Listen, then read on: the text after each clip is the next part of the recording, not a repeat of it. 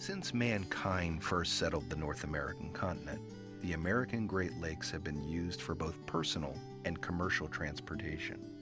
Native Americans, European explorers, the voyagers, and early American entrepreneurs realized the incredible efficiency of waterborne transportation on the lakes. During the American Industrial Revolution, the lakes were critical in moving bulk raw materials like coal and iron ore throughout the Great Lakes. Even today, massive 1,000-foot freighters carrying 70,000 tons of iron ore pellets at a time make possible steel production in the United States. And of course, with thousands of ships plying these treacherous waters over the past 3 centuries, disaster has been far too frequent for all involved in the transportation industry.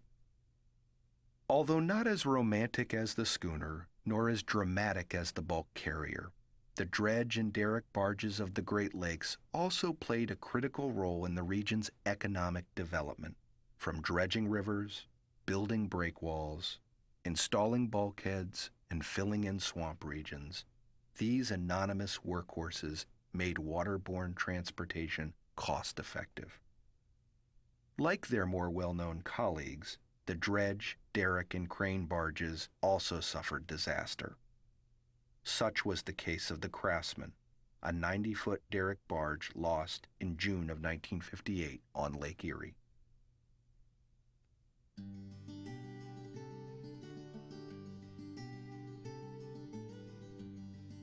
In the late 1890s, a number of independent shipbuilding companies, including Globe Iron Works, Buffalo Dry Dock, Cleveland Shipbuilding, and Frank Wheeler and Company, were consolidated into one major shipbuilding enterprise incorporated as American Shipbuilding. With the advent of the 20th century, the shipbuilding industry followed some of the same trends being set by other industries during this time. The number one trend was consolidation. 6 large shipyards from across the Great Lakes came together to form American Shipbuilding. The primary reason for consolidation was the larger companies' access to capital. This capital led to new infrastructure and new technology. The best example to see this is when you compare the building of a 170-foot wooden schooner to that of a 370-foot steel freighter. The 170-foot wooden schooner can be built in any of the small towns around the lakes that had access to timber and a few men to build it with. The large steel freighters needed deep ports, dry docks, lots of men, engineers, machinery, and lots of money.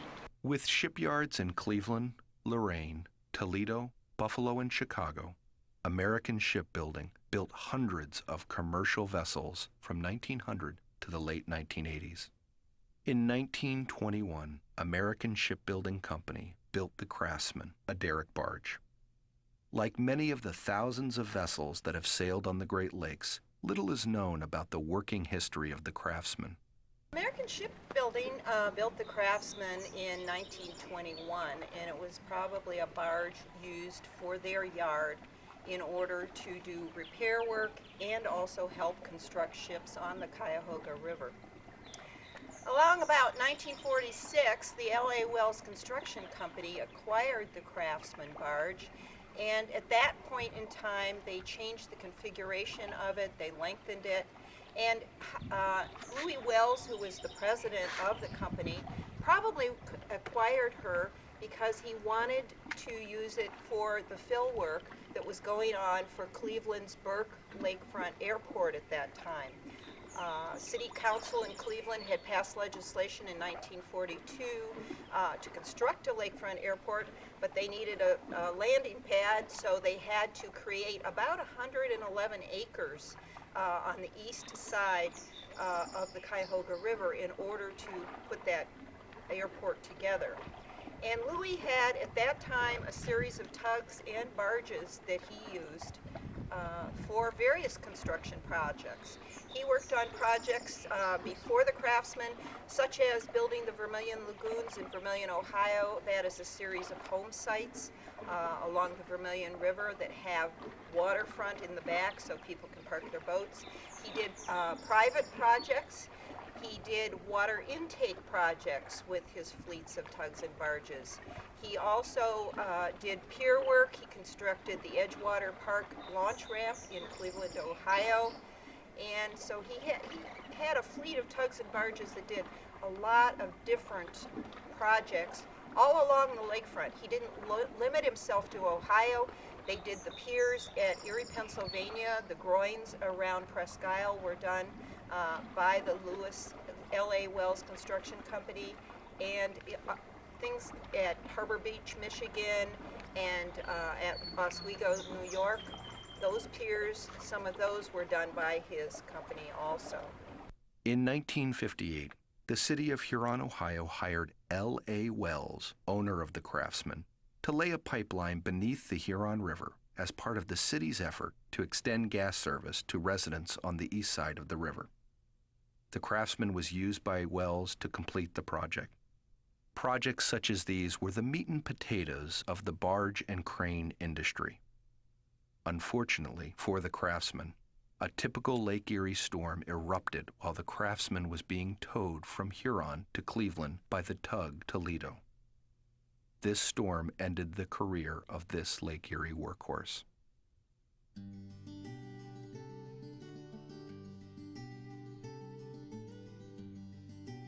Lake Erie is one of the most dangerous inland lakes in the world.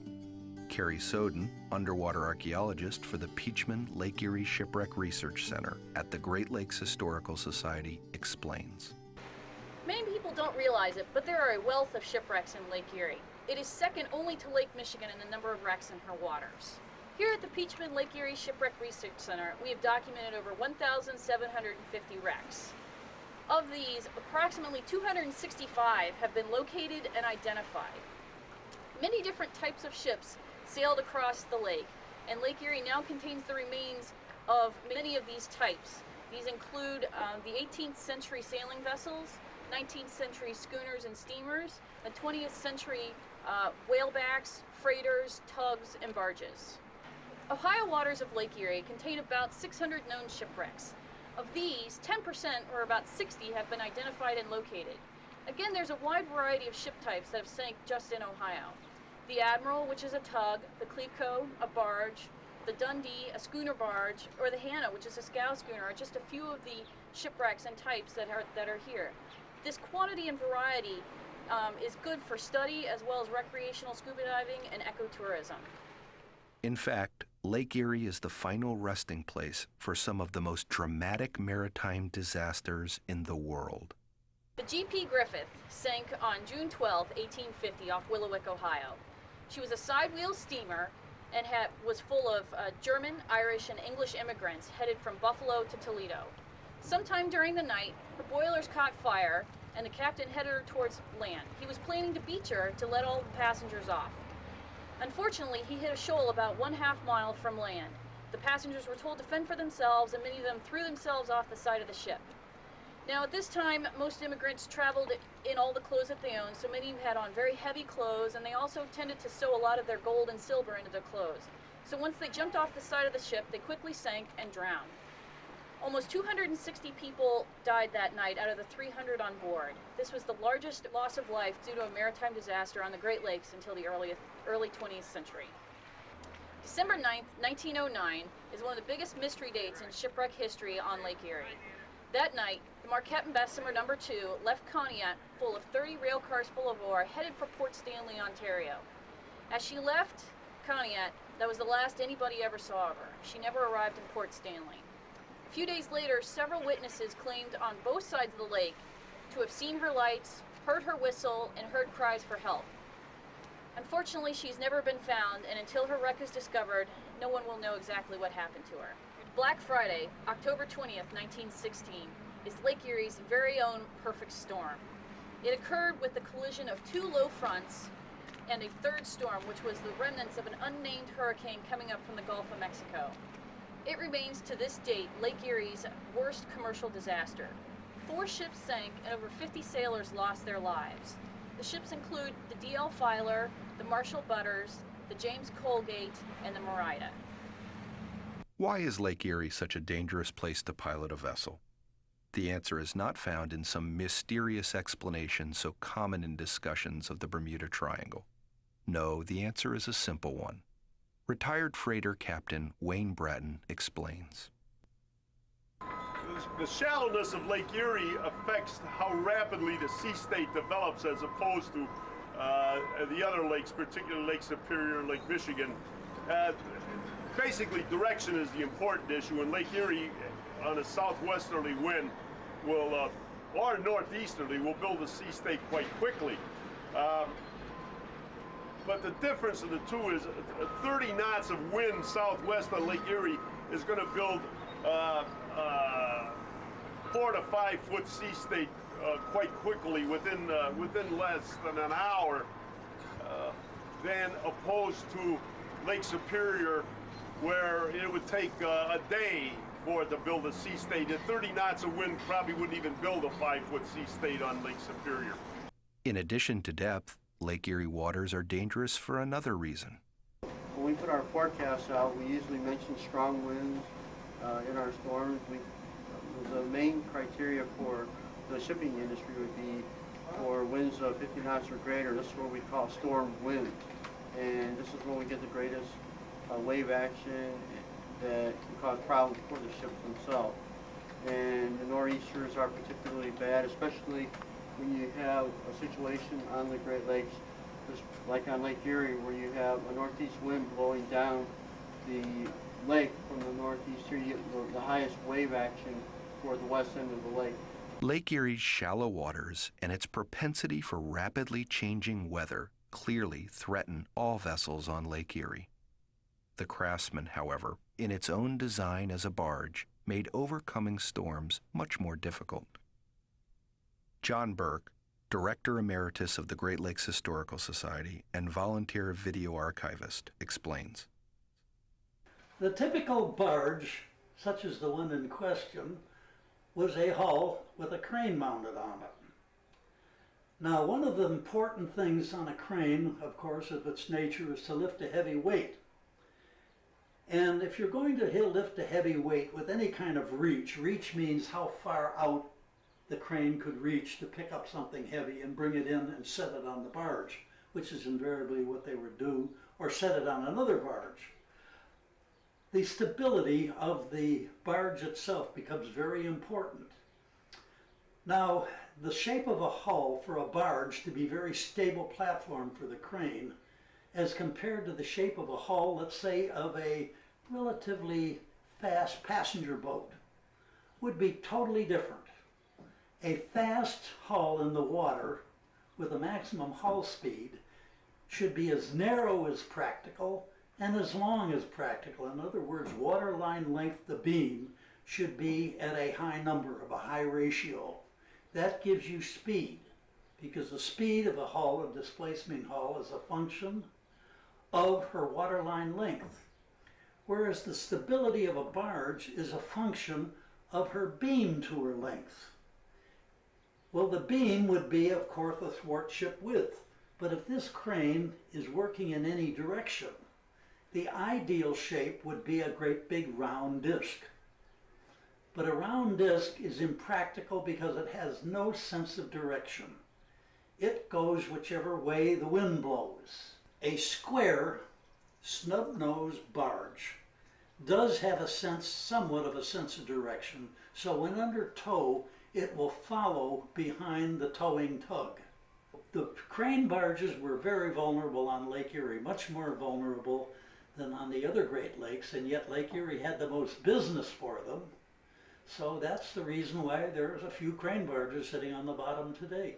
Hindsight being 20/20, it is easy to understand why John Hendrickson and Lester Young, the crew of the Craftsman, issued a Mayday distress call as the derrick barge took on water off Avon Point.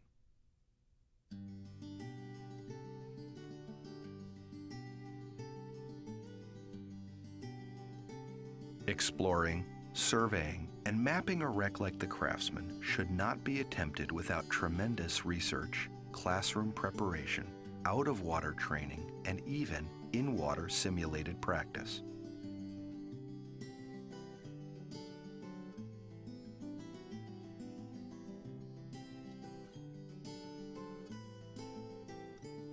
Michael Wachter, chair of the board of the Maritime Archaeological Survey Team, explains. The Maritime Archaeological Survey Team, or MAST, was formed to begin to involve the diving community with underwater archaeology in the Great Lakes. We've been involved in the survey of a number of shipwrecks around Kelly's Island, including the Adventure, the Hannah, the Exchange. We've also been involved in the survey of the Craftsman, and we are in the process of putting shipwreck moorings on 6 shipwrecks around the greater Cleveland area. The idea here is to merge the interests of archaeologists and the interests of divers together so that the two communities aren't in conflict with one another. Divers have a great interest in preserving the underwater heritage that we enjoy, and also spend a great deal more time with that underwater heritage than almost anyone else. So what we've done is we have provided training for the dive community in underwater archaeology techniques. We have, for MAST membership, you have to participate in one of our workshops. They're held at least annually. And in the course of a workshop, you will learn a great deal about the research techniques that are involved in understanding what the shipwreck is. You'll learn how to survey the shipwreck using a technique called trilateration. You'll learn how to develop the history behind the vessel. You'll also have a lot of fun getting to know other divers and archaeologists. In Ohio, the responsibility for maintaining the state's submerged cultural resources falls to the Coastal Management Division of the Ohio Department of Natural Resources. With a few exceptions, the state of Ohio owns title and ownership to all of the abandoned property that's located within Lake Erie. ODNR is given the responsibility, and the Office of Coastal Management has that, to issue permits for people who want to salvage anything off of a shipwreck or an aircraft that's in the waters of the state. With the management of over 600 shipwrecks in Ohio waters, the Division of Coastal Management has taken a leadership role in forging public and private partnerships. These partnerships with nonprofit organizations more effectively preserve these resources. The Office of Coastal Management works as a coordinating agency in many regards, and the Great Lakes Historical Society and MASTER are some of our integral partners who work with coordinating activities involving shipwrecks, educating people about their importance and how they relate to Ohio's economy, both in the past and how they can benefit Ohio's economy through tourism activities today. The relationship forged so far has produced benefits not only for the partners, but more importantly, the general public. MAST and the Great Lakes Historical Society research shipwrecks, help document their history, help look up newspaper articles and track those, and have GIS database on those. And that has one central location for all this information. That's a very valuable resource for the citizens of the state as well as visitors. They can come to the Great Lakes Historical Society Museum, obtain some of this information and use it through tourism activities to go out there on the lake, see where these ships happen to wreck, or tour the ports, tour the communities where these ships came from, brought goods to. All of this provides not only education about Ohio's history, which is important of itself, but it also provides additional tourism dollars to communities and the state, which benefit everyone. This partnership between the Ohio Department of Natural Resources Division of Coastal Management, the Great Lakes Historical Society, with its Peachman Lake Erie Shipwreck Research Center, and the Maritime Archaeological Survey Team has advanced the state of underwater archaeology in Ohio in a measurable way. Once again, Michael Wachter. At the end of the survey, a number of things happen. There is a detailed report that is published and distributed to academic institutions and to divers. It's also available to anybody who wants it through the Great Lakes Historical Society. We also put out dive slates, and most importantly, what we do is we expand the base knowledge and interest in preservation of the Great Lakes shipwreck maritime history.